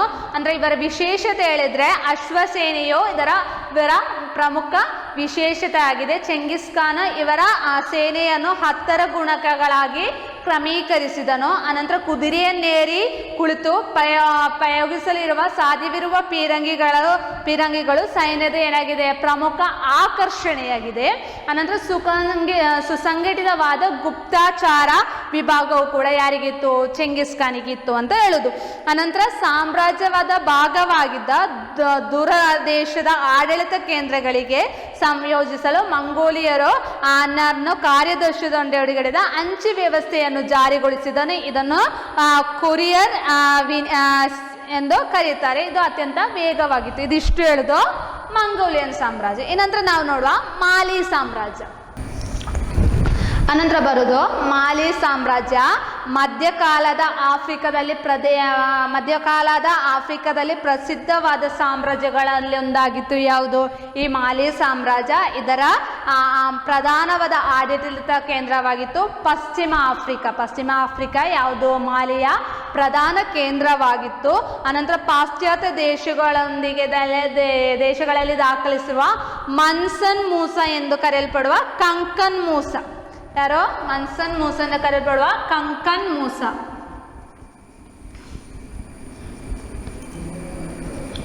ಹೇಳಿದ್ರೆ ಪಾಶ್ಚಾತ್ಯ ದೇಶಗಳ ದಾಖಲೆಯಲ್ಲಿ ಇವನನ್ನು ಮನ್ಸನ್ ಮೂಸ ಎಂದು ದಾಖಲಿಸಿತ್ತು. ಅದರಲ್ಲಿ ಇವನು ಕರೆಯಲ್ಪಟ್ಟಿದ್ದದು ಕಂಕಣ್ ಮೂಸ ಎಂಬುದು. ಅವನು ಮಧ್ಯಕಾಲೀನ ಆಫ್ರಿಕಾದ ಪ್ರಸಿದ್ಧವಾದ ಆಡಳಿತಾಧಿಕಾರಿಯಾಗಿದ್ದನು. ಈ ಕಾಲಘಟ್ಟದಲ್ಲಿ, ಪ್ರಾಚೀನ ಕಾಲಘಟ್ಟದಲ್ಲಿ ಅತ್ಯಂತ ಚಿನ್ನ ನಿಕ್ಷೇಪದ ಹೊಂದಿದ ಪ್ರದೇಶವಾಗಿತ್ತು. ಯಾವುದು? ಮಾಲಿ ಪ್ರದೇಶ. ಅತ್ಯಂತ ಸಂಪದ್ಭರಿತ ಪ್ರದೇಶವಾಗಿತ್ತು. ಯಾವುದು? ಮಾಲಿ ಸಾಮ್ರಾಜ್ಯ. ಇಲ್ಲಿ ಒಂದು ಪ್ರಧಾನವಾದ ನಗರವಾಗಿತ್ತು. ಯಾವುದು? ತಿಂಬಕ್ತು. ಯಾವುದು? ತಿಂಬುಕ್ತು ಮಾಲಿ ಸಾಮ್ರಾಜ್ಯದ ಒಂದು ಪ್ರಧಾನವಾದ ಸಾಂಸ್ಕೃತಿಕ ಮತ್ತು ವಾಣಿಜ್ಯ ಕೇಂದ್ರವಾಗಿತ್ತು. ಯಾವುದು? ತಿಂಬುಕ್ತು ಹೇಳುವುದು ಮಾಲಿ ಸಾಮ್ರಾಜ್ಯದ ಒಂದು ಪ್ರಧಾನವಾದ ಸಾಂಸ್ಕೃತಿಕ ಮತ್ತು ವಾಣಿಜ್ಯ ಕೇಂದ್ರವಾಗಿತ್ತು. ವೆನಿಸ್, ಗ್ರಾನಡಾ, ಜನೇವಾ ಎಂಬ ಸ್ಥಳಗಳಿಂದ ಚಿನ್ನ, ಆನೆಯ ಕೊಂಬು ವ್ಯಾಪಾರಕ್ಕಾಗಿ ಎಲ್ಲಿಗೆ ತರ್ತಾ ಇದ್ರು? ತಿಂಬುಕ್ತಿಗೆ ತರ್ತಾ ಇದ್ರು ಅಂತ ಹೇಳ್ತಾರೆ. ಅನಂತರ ಇದೊಂದು ಗುಲಾಮ ವ್ಯಾಪಾರ ಕೇಂದ್ರವಾಗಿತ್ತು. ಯಾವುದು? ತಿಂಬಕ್ತು ಒಂದು ಗುಲಾಮ ವ್ಯಾಪಾರ ಕೇಂದ್ರವಾಗಿತ್ತು. ಅನಂತರ ತಿಂಬಕ್ತುನಲ್ಲಿ ಸ್ಥಾಪನೆಯಾಗಿದ್ದ ವಿಶ್ವವಿದ್ಯಾಲಯ ಲೋಕದಲ್ಲಿ ಪ್ರಧಾನವಾದ ಒಂದು ವಿಜ್ಞಾನ ಕೇಂದ್ರದಲ್ಲಿ ಒಂದಾಗಿತ್ತು ಅಂತ ಹೇಳ್ತೇವೆ. ಹೇಳಿದ್ರೆ ತಿಂಬಕ್ತುನಲ್ಲಿ ಸ್ಥಾಪನೆಯಾದ ವಿಶ್ವವಿದ್ಯಾಲಯ ಲೋಕದಲ್ಲೇ ಒಂದು ಪ್ರಧಾನವಾದ ಒಂದು ವಿಜ್ಞಾನ ಕೇಂದ್ರವಾಗಿತ್ತು. ಲೋಕದ ವಿವಿಧ ಸ್ಥಳಗಳಿಂದ ವಿದ್ಯಾರ್ಥಿಗಳು ಇಲ್ಲಿಗೆ ತಿಂಬಕ್ತುವಿಗೆ ಬರ್ತಾ ಇದ್ರು ಅಂತೇಳಿ. ಕಂಕನ್ ಮೂಸ ಮಾಡಿದ ಗ್ರೇಟ್ ಮೊಸಾಕ್ ಏನಾಗಿತ್ತು? ಮಧ್ಯಕಾಲದ ಪ್ರಧಾನ ಇಸ್ಲಾಮಿನ ಕಲಿಯುವ ಕೇಂದ್ರವಾಗಿತ್ತು. ಯಾವುದು? ತಿಂಬಕ್ತು ಅಂತ ಹೇಳುದು. ಇದರಲ್ಲಿ ಇದಿಷ್ಟು ಹೇಳುದು ಮಾಲಿ ಸಾಮ್ರಾಜ್ಯದಲ್ಲಿ ಬರುದು. ಕಂಕನ್ ಮೂಸ ಇಲ್ಲಿಯ ಪ್ರಧಾನವಾದ ಆಡಳಿತಾಧಿಕಾರಿಯಾಗಿತ್ತು. ಅನಂತರ ಇದು ಅತ್ಯಧಿಕ ಚಿನ್ನ ನಿಕ್ಷೇಪಣ ಹೊಂದಿದ ಒಂದು ಪ್ರದೇಶವಾಗಿತ್ತು. ಅನಂತರ ಅತ್ಯಂತ ಸಂಪತ್ತು ಹೊಂದಿದ ಪ್ರದೇಶವಾಗಿತ್ತು. ಯಾವುದು? ಈ ಯಾವುದು? ಮಾಲಿ ಎಂದು ಹೇಳುದು. ಅಂತರ ಇದರ ಪ್ರಧಾನ ನಗರವಾಗಿತ್ತು ತಿಂಬುಕ್ತು. ಅನಂತರ ಇದು ಹೇಳಿದ್ರೆ ಸಾಂಸ್ಕೃತಿಕ ಮತ್ತು ವಾಣಿಜ್ಯ ಕೇಂದ್ರದ ಪ್ರದೇಶವಾಗಿತ್ತು. ವೆನಿಸ್, ಗ್ರಾನಡಾ, ಜೆನೆವಾ ಎಂಬ ಸ್ಥಳಗಳಿಂದ ಆನೆಕೊಂಬು ಅನಂತರ ಚಿನ್ನಗಳನ್ನೆಲ್ಲ ಎಲ್ಲಿ ಮಾರಾಟಕ್ಕೋಸ್ಕರ ತಿಂಬಕ್ತಿನಲ್ಲಿ ಮಾರಾಟಕ್ಕೋಸ್ಕರ ಇಲ್ಲಿಗೆ ತರ್ತಾ ಇದ್ರು. ಅನಂತರ ಇದೊಂದು ಗುಲಾಮ ವ್ಯಾಪಾರ ಕೇಂದ್ರವಾಗಿತ್ತು ಅಂತ.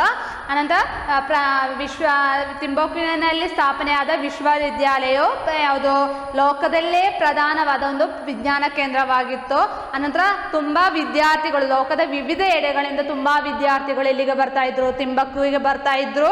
ಅಂದ್ರೆ ಕಂಕನ್ ಮೂಸ ಮಾಡಿದ ಗ್ರೇಟ್ ಮೊಸಾಕು ಕೂಡ ಎಲ್ಲಿರುವುದು? ತಿಂಬಕ್ತಿನಲ್ಲಿರುವುದು ಅಂತ ಹೇಳುದು. ಇದಿಷ್ಟು ಹೇಳುದು ಮಾಲಿ ಸಾಮ್ರಾಜ್ಯ ಅಂತ ಹೇಳುದು. ಅನಂತರ ಬರುದು ಚೀನಾ, ಜಪಾನ್. ಅನಂತರ ಬರುದು ಚೀನಾ ಮತ್ತು ಜಪಾನ್. ಮಧ್ಯಕಾಲ ಆರಂಭದಲ್ಲಿ ಚೀನಾವನ್ನು ಯಾರು? ಟಾಂಗ್ ರಾಜವಂಶದವರು ಮಧ್ಯಕಾಲ ಕಾಲಘಟ್ಟದಲ್ಲಿ ಚೀನಾವನ್ನು ಮೊದಲು ಟ್ಯಾಂಗ್ ಡೈನಾಸ್ಟಿಯವರು ಆಳ್ತಾ ಇದ್ರು. ಹೇಳಿದ್ರೆ ಈ ದೇಶದ ಪರಮಾಧಿಕಾರಿ ಯಾರ ಕೈಯಲ್ಲಿತ್ತು? ಚಕ್ರವರ್ತಿಯಲ್ಲಿ ನಿಕ್ಷೇಪವಾಗಿತ್ತು. ಯಾವುದು? ದೇಶದ ಪರಮಾಧಿಕಾರವು ಚಕ್ರವರ್ತಿಯಲ್ಲಿ ನಿಕ್ಷೇಪವಾಗಿತ್ತು.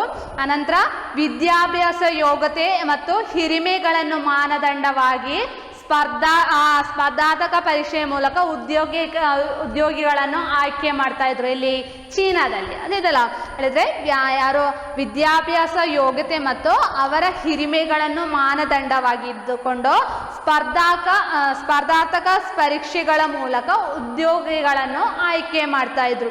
ಮತ್ತೆ ಮತ ಸಹಿಷ್ಣುತೆಯನ್ನು ಪಾಲಿಸುತ್ತಿದ್ದ ಟ್ಯಾಂಗ್ ಅಧಿಕಾರಿಗಳು ವ್ಯಾಪಾರಗಳನ್ನು ಪ್ರೋತ್ಸಾಹಿಸಿದರು. ಅನಂತರ ಟ್ಯಾಂಗ್ ವಂಶದ ನಂತರ ಸೋಂಗ್ ಮಿಂಗ್ ಮಂಚು ಎಂಬವರು ಈ ಚೈನಾದಲ್ಲಿ ಆಡಳಿತ ನಡೆಸಿದರು ಅಂತ ಹೇಳೋದು. ಇದಿಷ್ಟು ಚೀನಾದ ಕುರಿತು. ಅನಂತರ ಬರೋದು ಜಪಾನ್. ಮಧ್ಯಕಾಲ ಇದರಲ್ಲಿ ಯಾವುದು? ಚೀನಾದಲ್ಲಿ ಪರಮಾಧಿಕಾರಿ ಯಾರಲ್ಲಿತ್ತು? ಚಕ್ರವರ್ತಿಯಲ್ಲಿತ್ತು. ಅದೇ ರೀತಿಯಲ್ಲಿ ಜಪಾನ್ನಲ್ಲಿ ಕೂಡ ಏನಿತ್ತು? ತಮ್ಮ ಪರಮಾಧಿಕಾರ ಯಾರಲ್ಲಿ ಒಳಗೊಂಡಿತ್ತು? ಚಕ್ರವರ್ತಿಯಲ್ಲೇ ಒಳಗೊಂಡಿತ್ತು. ಆದರೆ ಅಧಿಕಾರವು ಶೋಗನರು ಎಂದು ಕರೆಯಲ್ಪಡುವ ಒಂದು ಫ್ಯೂಡಲ್ ಪ್ರಭುಗಳ ಕೈಯಲ್ಲಿ ನಿಕ್ಷೇಪವಾಗಿತ್ತು. ಅನಂತರ ಈ ಭೂಮಿಯ ನಿಯಂತ್ರಣ ಕೂಡ ಯಾರ ಕೈಯಲ್ಲಿತ್ತು? ಈ ಶೋಗನರ ಕೈಯಲ್ಲಿತ್ತು ಅಂತ ಹೇಳುದು. ಹಾಗೆ ಈ ಶೋಗರ ಕಾಲಘಟ್ಟದಲ್ಲಿ ಟೋಕಿಯೋ ಆಡಳಿತ ಕೇಂದ್ರವಾಗಿ ವಿಕಾಸಗೊಂಡಿತ್ತು ಅಂತ ಹೇಳುದು. ಇದಿಷ್ಟು ಚೀನಾದಲ್ಲಿ ಹೇಳುದು. ಅನಂತರ ಬರುವುದು ಮಧ್ಯಕಾಲೀನ ಭಾರತ. ಮಧ್ಯಕಾಲೀನ ಭಾರತ ಹೇಳಿದ್ರೆ ಮಧ್ಯಕಾಲೀನ ಭಾರತ ಅಲ್ಲ, ಮಧ್ಯಕಾಲೀನ ಅಮೇರಿಕ. ಮಧ್ಯಕಾಲೀನ ಭಾರತ ಅಲ್ಲ, ಮಧ್ಯಕಾಲೀನ ಅಮೇರಿಕ. ಮಧ್ಯಕಾಲೀನ ಅಮೇರಿಕ ಹೇಳಿದ್ರು ಉತ್ತರ ಅಮೇರಿಕ ಮತ್ತು ದಕ್ಷಿಣ ಅಮೇರಿಕದಲ್ಲಿ ಪುರಾತನ ಕಾಲದಲ್ಲೇ ಅವರದೇ ಆದ ಸಂಸ್ಕೃತಿಗಳು ನೆಲೆ ನಿಂತಿತ್ತು ಅಂತಿದಲ್ಲ. ಹೇಳಿದ್ರೆ ಉತ್ತರ ಅಮೇರಿಕ ಮತ್ತು ದಕ್ಷಿಣ ಅಮೇರಿಕದ ಅವರದೇ ಆದ ಸಂಸ್ಕೃತಿಗಳು ನೆಲೆಗೊಂಡು ಬಂದಿತ್ತು. ಆದರೆ ಈ ವಸಾಹತುಗಳನ್ನು ಸ್ಥಾಪಿಸಿಕೊಳ್ಳಲು ಹೊಸ ಪ್ರದೇಶಗಳನ್ನು ಅನ್ವೇಷಿಸಿದ ಯುರೋಪಿಯನ್ನರು ಏನು ಮಾಡಿದ್ರು? ಈ 16ನೇ ಶತಮಾನವಾಗುವಾಗ ಎಲ್ಲಿಗೆ ತಲುಪಿದ್ರು? ಅಮೇರಿಕತೆಗೆ ತಲುಪಿದ್ರು. ಯಾರೋ? ಯುರೋಪಿಯನ್ನರು ತಮ್ಮ ವಸಾಹತುಗಳನ್ನು ಸ್ಥಾಪಿಸಲಿಕ್ಕೋಸ್ಕರ ಹೊಸ ಪ್ರದೇಶಗಳನ್ನು ಅನ್ವೇಷಿಸ್ತಿದ್ರ. ಇವರು 16ನೇ ಶತಮಾನ ಆಗುವಾಗ ಎಲ್ಲಿಗೆ ಮುಟ್ಟಿದ್ರು? ಅಮೇರಿಕಕ್ಕೆ ತಲುಪಿದ್ರು. ಅಲ್ಲಿಯ ಸಂಸ್ಕೃತಿಗಳನ್ನು ಪೂರ್ಣವಾಗಿ ನಾಶ ಮಾಡಿ, ಯಾರು? ಅಲ್ಲಿಯ ಸಂಸ್ಕೃತಿಗಳನ್ನು ನಾಶ ಮಾಡಿಕೊಂಡು ಅವರು ಏನು ಮಾಡಿದ್ರು? ತೋಟಗಳನ್ನು, ಗಣಿಗಳನ್ನು ಎಲ್ಲ ನಿರ್ಮಿಸಿದ್ರು. ಯಾರು? ಈ ಯುರೋಪಿಯನ್ನರು ಅಮೇರಿಕದಲ್ಲಿ ಅವರ ಸಂಸ್ಕೃತಿಗಳನ್ನೆಲ್ಲ ಪೂರ್ಣವಾಗಿ ನಾಶ ಮಾಡಿಕೊಂಡು ತೋಟಗಳನ್ನು ಮತ್ತೆ ಗಣಿಗಳನ್ನು ನಿರ್ಮಿಸುತ್ತಿದ್ರು. ಅನಂತರ ಅಲ್ಲಿ ದುಡಿಯುತ್ತಿದ್ದ ಆಫ್ರಿಕಾ ನೀಗ್ರೋಗಳನ್ನು ಹಿಡಿದು ತಂದು ಗುಲಾಮರನ್ನಾಗಿ ಮಾಡಿಸಿಕೊಂಡ್ರು. ಏನು ಮಾಡಿದ್ರು? ಅಲ್ಲಿಯೇ ದುಡಿತಿದ್ದ ಆಫ್ರಿಕಾದ ನೀಗ್ರೋಗಳನ್ನು ಕರೆತಂದು ಅವರನ್ನು ಗುಲಾಮರನ್ನಾಗಿ ಮಾಡಿಸಿಕೊಂಡ್ರು. ಅದರ ಮೂಲಕ ಏನಾಯಿತು? ಅಲ್ಲಿ ಮೂಲ ನಿವಾಸಿಗಳ ವಂಶಹತ್ಯೆ ಉಂಟಾಯಿತು ಅಂತ ಹೇಳಿದ್ರು. ಎಲ್ಲಿ? ಮಧ್ಯಕಾಲೀನ ಭಾರತದಲ್ಲಿ. ಅನಂತರ ಬರುವುದು ಫ್ಯೂಡಲಿಸಿನ ಪತನ. ಹೇಳಿದ್ರೆ ಈ ಮಧ್ಯಕಾಲೀನ ಯುರೋಪಿನಲ್ಲಿ ಜಾರಿಯಲ್ಲಿದ್ದ ಭೂ ಆಧಾರಿತ ಸಾಮಾಜಿಕ, ರಾಜಕೀಯ, ಆರ್ಥಿಕ ವ್ಯವಸ್ಥೆಯನ್ನು ಫ್ಯೂಡಲಿಸಂ ಎಂಬ ಹೆಸರಿನಲ್ಲಿ ಕರೀತಾರೆ. ಗೊತ್ತಾಯ್ತಲ್ಲ? ಮಧ್ಯಕಾಲೀನ ಯುರೋಪಿನಲ್ಲಿ ಜಾರಿಯಲ್ಲಿದ್ದ ಭೂ ಆಧಾರಿತ ಸಾಮಾಜಿಕ, ರಾಜಕೀಯ, ಆರ್ಥಿಕ ವ್ಯವಸ್ಥೆಗಳನ್ನು ಫ್ಯೂಡಲಿಸಂ ಎಂದು ಕರೀತಾರೆ. ಹೇಳಿದ್ರೆ ಈ ಫ್ಯೂಡಲಿಸಂ ಹೇಳಿದ್ರೆ ಆ ಕಾಲಘಟ್ಟದಲ್ಲಿ ಈ ಫ್ಯೂಡಲಿಸಂ ಪತನವಾಗಲಿಕ್ಕಿರುವ ಕಾರಣಗಳು ಯಾವುದು ಅಂತ ಹೇಳಿ ನೋಡುವ. ಹೇಳಿದ್ರೆ ಒಂದು ಮಧ್ಯಕಾಲದ ಅಂತ್ಯದಲ್ಲಿ ಏನಾಯಿತು? ಅಲ್ಲಿಯ ಕಾಲಾವಸ್ಥೆಗಳಲ್ಲಿ ಬದಲಾವಣೆಗಳು ಬಂತು. ಏನಾಯಿತು? ಅಲ್ಲಿಯ ಕಾಲಾವಸ್ಥೆಗಳಲ್ಲಿ ಬದಲಾವಣೆಯಲ್ಲಿ ಹವಾಮಾನದಲ್ಲಿ ಏರುಪಾರುಗಳು ಬಂದ ಕಾರಣ ಏನಾಯಿತು? ಅಲ್ಲಿಯ ಕೃಷಿಯ ಉತ್ಪಾದನೆ ಕಡಿಮೆ ಆಗ್ತಾ ಬಂತು. ಅಂದ್ರಲ್ಲ ಹೇಳಿದ್ರೆ ಮಧ್ಯಕಾಲದ ಅಂತ್ಯದಲ್ಲಿ ಹವಾಮಾನದಲ್ಲಿ ಏರುಪಾರುಗಳು ಬಂದಾಗ ಕೃಷಿ ಉತ್ಪಾದನೆಯಲ್ಲಿ ಕಡಿಮೆ ಆಗ್ತಾ ಬಂತು. ಅದು ಮೊದಲನೇ ಕಾರಣವಾಗಿದೆ. ಅನಂತರ ಇದರಿಂದ ಏನಾಯಿತು? ಯುರೋಪಿನ ಹಲವೆಡೆಗಳಲ್ಲಿ ಬರಗಾಲ ವ್ಯಾಪಿಸಿತು. ಇದಲ್ಲ, ಕೃಷಿಗಳಲ್ಲಿ ಕಡಿಮೆ ಬಂದಾಗ ಅಲ್ಲಿ ಏನಾಯಿತು? ಯುರೋಪಿನ ಹಲವು ಭಾಗಗಳಲ್ಲಿ ಬರಗಾಲ ವ್ಯಾಪಿಸಿತು. ಅನಂತರ ನಿರಂತರವಾಗಿ ಬಂದ ಕರಿಮರಣ ಎಂದು ಕರೆಯಲ್ಪಡುವ ಪ್ಲೇಗ್ ರೋಗ ಕೂಡ ಯುರೋಪಿನಲ್ಲಿ ಹರಡಿದ ಕಾರಣ ಅಲ್ಲಿಯ ಜನಸಂಖ್ಯೆಯಲ್ಲಿ ಕಡಿಮೆಯಾಗಿತ್ತು. ಈಗ ಕೂಡ ಒಂದು ಮಹಾಮಾರಿ ನಮ್ಮನ್ನು ಬೇಟೆಯಾಡುವುದಿಲ್ಲವಾ, ಕೊರೋನಾ ಹೇಳುವ ಅದೇ ರೀತಿಯಲ್ಲಿ ಆ ಕಾಲಘಟ್ಟದಲ್ಲಿ ಕೂಡ ಒಂದು ದೊಡ್ಡ ಮಹಾಮಾರಿಯಾದ ಕರಿಮರಣ ಎಂದು ಕರೆಯಲ್ಪಡುವ ಪ್ಲೇಗ್ ಎಂಬ ರೋಗ ಸಂಪೂರ್ಣವಾಗಿ ಹರಡುವ ಕಾರಣ ಅಲ್ಲಿಯ ಜನಸಂಖ್ಯೆಯಲ್ಲಿ ಮರಣ ಹೊಂದುವ ಕಾರಣ ಜನಸಂಖ್ಯೆಯಲ್ಲಿ ಕಡಿಮೆ ಆಗ್ತಾ ಬಂತು. ಅನಂತರ ಮತದ ಹೆಸರಿನಲ್ಲಿ ಆರಂಭಿಸಿದ ಶಿಲುಬೆ ಯುದ್ಧಗಳು ಕೂಡ ಫ್ಯೂಡಲ್ ಪ್ರಭುಗಳ ಪತನಕ್ಕೆ ಕಾರಣವಾದವು.